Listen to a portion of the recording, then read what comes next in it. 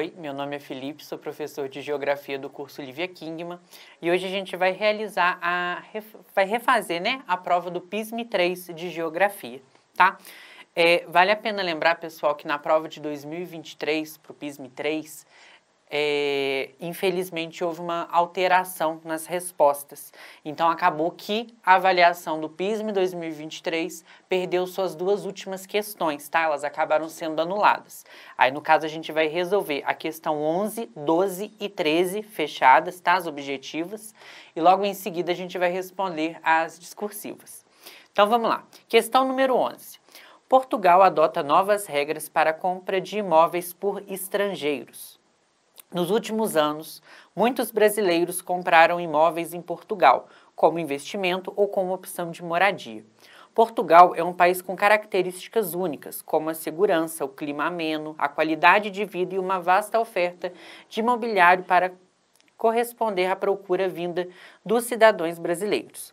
Todavia, houve a preocupação em limitar a aquisição de imóveis em zonas de alta densidade demográfica, para evitar o aquecimento excessivo desse mercado. No entanto, ainda é possível investir em terrenos para a construção de habitação ou imóveis em regiões classificadas como interioronas. Então, vamos lá, pessoal. Primeira coisa que a gente tem que ressaltar. Existe aí a relação da questão da procura, né, por imóveis em um país desenvolvido, porém a gente tem que destacar sempre que Portugal, por mais desenvolvido que seja, ele passa também por seus graves conflitos, principalmente conflitos demográficos, como, por exemplo, o envelhecimento da população. Então, sempre existe uma certa procura por países que sofrem dessa causa, amenizar, né, dar uma abertura, uma flexibilidade maior para estrangeiros entrarem dentro do seu território e formar ali, né, fazendo parte de uma nova nação. Com relação à onda de aquisições de imóveis por brasileiros e estrangeiros em Portugal, assinale a alternativa correta. Letra A. O investimento estrangeiro no mercado imobiliário vem provocando a maior queda da inflação em Portugal em 3 décadas, o que favorece outros setores. Na verdade, essa relação da procura por estrangeiros entrar dentro de Portugal, adquirindo novos imóveis, ele vai estar alterando cada vez mais a taxa da inflação. Ela vai estar colaborando para o mercado internacional, pessoas de fora entrando aqui, adquirindo novas fontes de capital, igual a gente viu aí ressaltando no texto, por fins de moradia ou justamente por forma lucrativa, acaba que intensifica um pouquinho mais aí a nossa relação da inflação. Alternativa B. O incentivo à compra de imóveis em regiões do interior de Portugal é uma política de estímulo a adensamento demográfico em áreas pouco povoadas. Na verdade, não existe muito essa questão não, tá? Acaba que o que ganha mais valor capitalista no mundo dos imóveis vai ser a relação centralizada.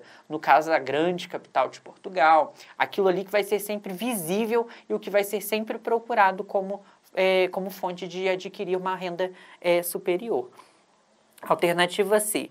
O incentivo à capacitação do capital externo em Portugal facilita a obtenção da chamada Golden Visa e estimula a especulação imobiliária em centros como Lisboa e Porto.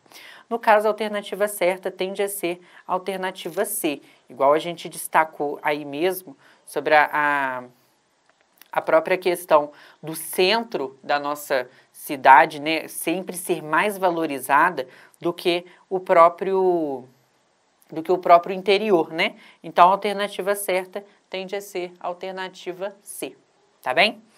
Então, vamos lá, vamos para a próxima questão aí. Questão número 12. Refugiados no mundo por país de origem, tá? Aí a gente tem um mapinha relacionado a 2014, onde a gente vai trabalhar a informação sobre a relação dos refugiados. O mapa acima ilustra a situação dos refugiados no mundo segundo a Agência da ONU para Refugiados. Com destaque para os seus países de origem, com relação ao cenário apresentado pela figura, assinale a alternativa correta. Letra A. Colômbia contribui com altas taxas de refugiados entre latino-americanos, graças aos conflitos armados e intervenção externa à violência de direitos humanos. Deixa eu analisar o mapa. Faz sentido. Vamos descartando aí as outras alternativas. Até então, a alternativa A, ela faz sentido na questão da Colômbia contribuir aí, tá, para a relação dos seus próprios conflitos internos, aumentando a relação das taxas de refugiados latino-americanos, tá? B, o norte da América Central detém um alto número de pedidos de asilo no exterior e o destino da maior parte dos refugiados é o Brasil? Não. No caso, a relação da América Central, muitos desses refugiados tendem a procurar países mais desenvolvidos. No caso, os países sul-americanos, eles tendem a pegada de países subdesenvolvidos, tá? C. Eventos climáticos extremos têm sido maiores responsáveis pelo aumento do número de refugiados com origem ao Nordeste no México? Não. Tá? No caso, a gente não vai ter uma participação constante aí da relação de eventos climáticos extremos. D. Refugiados da guerra na Ucrânia que migraram à Polônia têm seu direito à seguridade social negado no país e que não acontece em outros imigrantes. Na verdade, existe uma certa resistência na Polônia em adquirir novos refugiados, tá? Principalmente de conflitos muito políticos, que é o caso do conflito entre a Rússia e a Ucrânia. E letra E. Apesar do continente africano contribuir com alto contingente de refugiados no mundo, as migrações que lá tem não são consideradas forçadas pela ONU. Na verdade, elas são consideradas forçadas pela ONU, sim.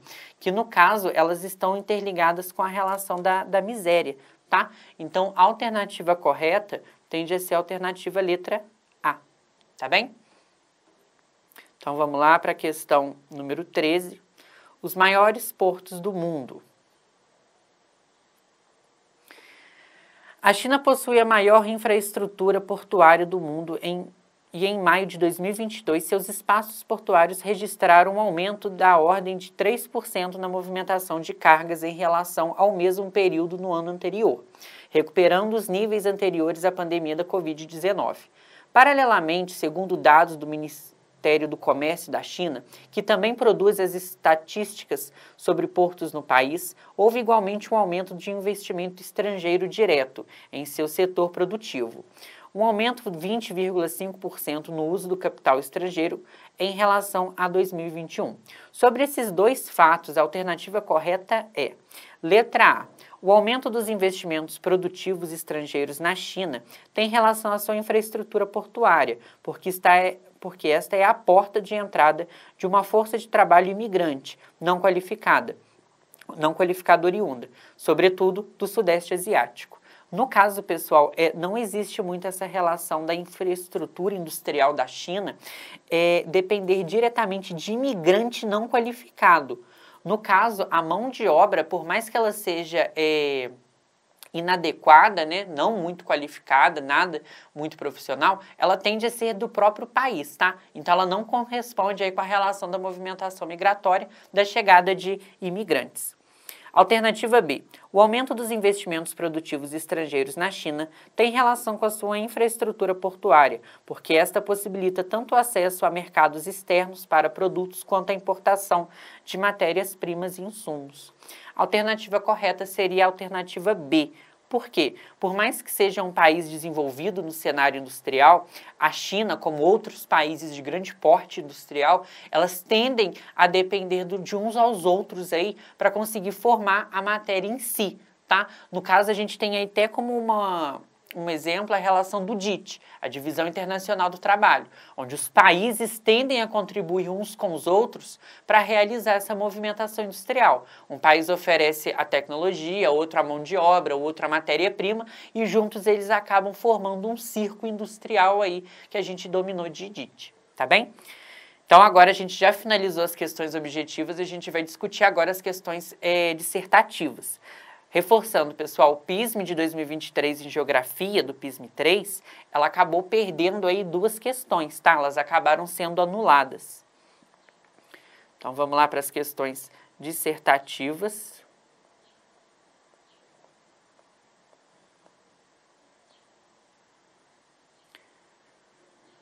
Então, vamos lá. Por que a invasão da Crimeia em 2014 é tão relevante agora? No início de 2014, a Crimeia se tornou o foco de uma das piores crises entre a Rússia entre a Rússia e os países como Estados Unidos e o Reino Unido desde a Guerra Fria. Depois que o ex-presidente da Ucrânia, o líder pró-russo Viktor Yanukovych, foi deposto após uma série de protestos, o povo ucraniano estava dividido entre aqueles que queriam uma maior integração com a Rússia e aqueles que apoiavam a aliança com a União Europeia. E Moscou decidiu intervir. Ao longo de fevereiro de 2014, o presidente russo estava enviando discretamente milhares de tropas adicionais para as bases que a Rússia tinha na Crimeia.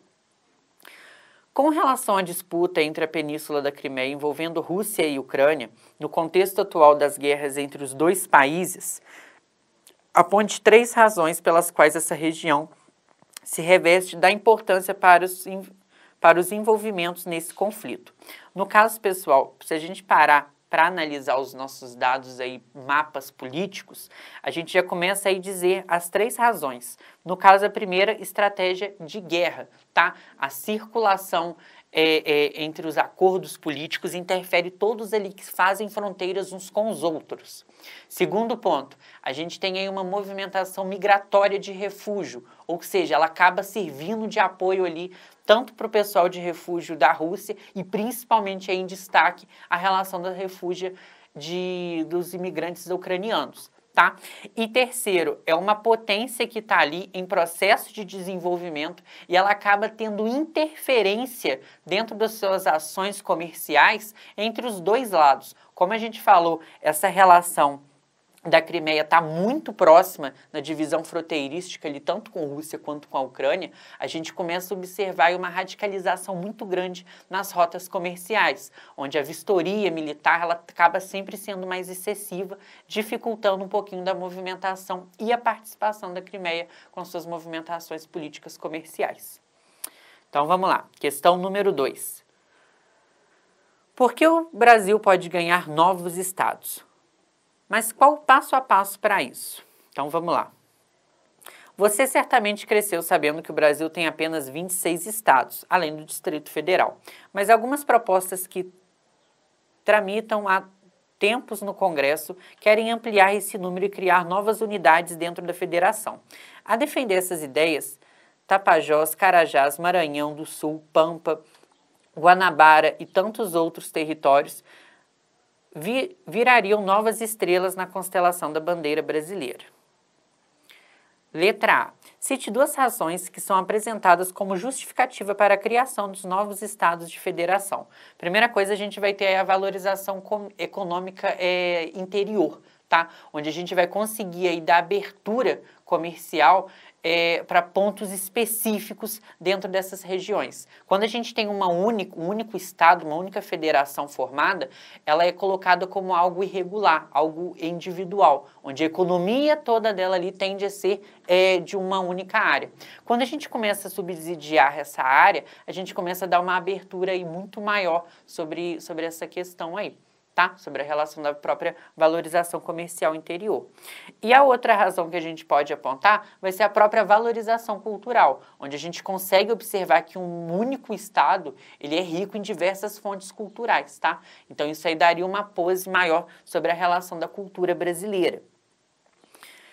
Apresente um argumento desfavorável à criação de novos estados. A gente teria que ter uma relação econômica muito boa, muito alta, para a gente conseguir manter todas essas estruturas políticas. Então, aí no caso, a gente teria que ter mais reservas econômicas para poder administrar todas essas fontes aí. Beleza? Então, vamos aí para a terceira questão aí. No início de 2019, segundo dados da Pesquisa Nacional por Amostra de Domicílios, 3,8 milhões de brasileiros tinham no trabalho por aplicativo sua principal fonte de renda. Estamos acompanhando um ato de uma forma de controle, gerenciamento e organização do trabalho que está amplamente relacionado ao trabalho mediado pelas plataformas digitais, mas não se restringe a ele. Trata-se de uma tendência global. Essa se refere à materialização de décadas de transformações políticas no mundo do trabalho, apresentando-se como tendências que permeia generalizadamente o mundo do trabalho, possibilitando-nos pensar em termos de consolidação do trabalhador como trabalhador just in time. É possível também conceituá-la como um amplo processo de informalização do trabalho, processo que traz mudanças qualitativas para a própria definição do trabalho informal. Mostra-se complexa e poderosa a redefinição das relações de trabalho, podendo ser compreendida como mais um passo no processo de flexibilização do trabalho, ao mesmo tempo que ocorre com as terceirizações das formas como se conhecemos nas últimas décadas. Então, vamos lá. De acordo com o texto e a charge acima, responda qual o processo do texto e a charge se referem. No caso, quando a gente fala sobre essa questão do processo, a gente tem que levar em consideração que estamos falando sobre a questão do trabalhador no mundo atual, tá? Então, a gente está aí fomentando cada vez mais a ideia de usarmos a tecnologia ao nosso processo aí de desenvolvimento. Isso aí a gente tem graças ao fenômeno da globalização, onde a gente casou a ideia da minha tecnologia e da minha ciência e avançamos o senso tanto da comunicação quanto do transporte. Por isso que a gente consegue observar aí a nossa questão de que hoje em dia muitos dos trabalhadores eles não precisam nem sair de casa, podem resolver seus próprios trabalhos, seus próprios ofícios dentro usando um aparelho celular ou o próprio computador, tá? B. Cite e explique 2 fatores que caracterizam esse tipo de ocupação e levam à precarização do trabalho. No caso, a gente pode colocar aí a relação do mundo moderno, onde a gente pode ver que cada vez mais o próprio ser humano está sendo substituído por máquinas, tá? E a gente pode colocar também a relação da taxa do desemprego, onde muitos operários, muitos funcionários, eles acabam procurando uma fonte de renda atual, que no caso a gente pode ouvir essas grandes plataformas digitais aí como fonte de renda específica, beleza? E por fim, a última questão aí de geografia. Então vamos lá. Pesquisadora levanta efeitos negativos do turismo pelo mundo. Uma praia paradisíaca na Tailândia que se transformou em uma pista de dança para festas de jovens estrangeiros regadas a drogas e álcool. Um vilarejo perdido na Amazônia boliviana, que ficou famoso após o israelense se perder na selva e hoje recebe hordas de mochileiros em busca de uma aventura parecida. Uma turista que vai a um vilarejo do Mali com uma visão romântica da África dos filmes de Hollywood e se surpreende ao se deparar-se com a realidade e extremidade pobre do lugar.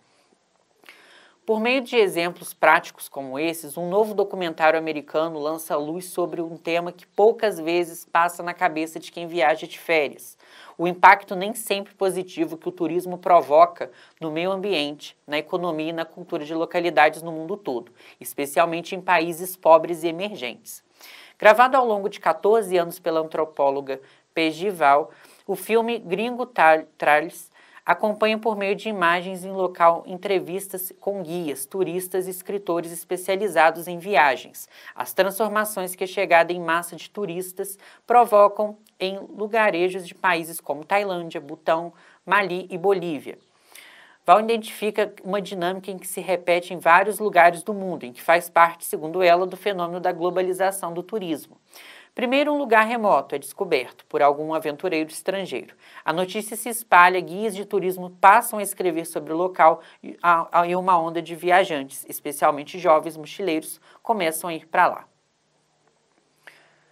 Turismo sustentável pode preservar o meio ambiente? O turismo vem crescendo pouco a pouco a cada ano de 2017 para 2018. Houve um crescimento de 6% e de 2018 a 2019 a expectativa era de um aumento de 3 a 4%.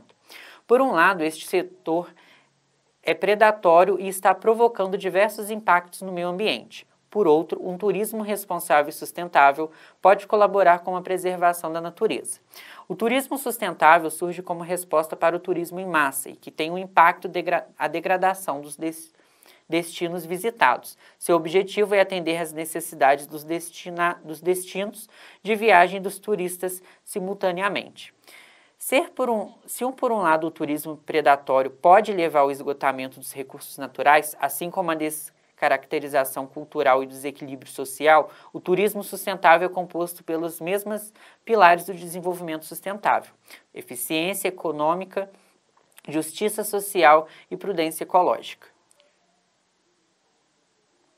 Como se pode ver nos textos acima, o turismo é uma atividade econômica relevante, mas que pode trazer tanto benefícios quanto malefícios para a sociedade e ao meio ambiente. Sobre a atividade turística no Brasil e no mundo, responda. Letra A. Porque os países pobres e emergentes são os que mais sofrem com o turismo predatório e a degradação ambiental provocada por esta atividade. Primeira coisa que a gente põe aí, pessoal, por mais que um país seja subdesenvolvido, não impede dele estar interligado com a prática do turismo. O problema é que ele não vai ter uma base econômica para estimular uma prática de turismo sustentável, igual a gente acabou relendo aí no texto, tá? E B, apresente 3 argumentos que atestem que o turismo sustentável pode ajudar na conservação do meio ambiente. Primeiro, a gente pode colocar aí a relação das práticas de instalar a relação de mais lixeiras, evitar a danificação dos solos, onde restringindo áreas, né, para o pessoal pisotear. E a gente pode também falar aí sobre a relação de criar mais ONGs, mais campanhas, na tentativa de preservar cada vez mais as áreas verdes, principalmente esses pontos turísticos aí que a gente viu no primeiro texto. Tá bem? Espero ter ajudado e a gente se encontra na próxima.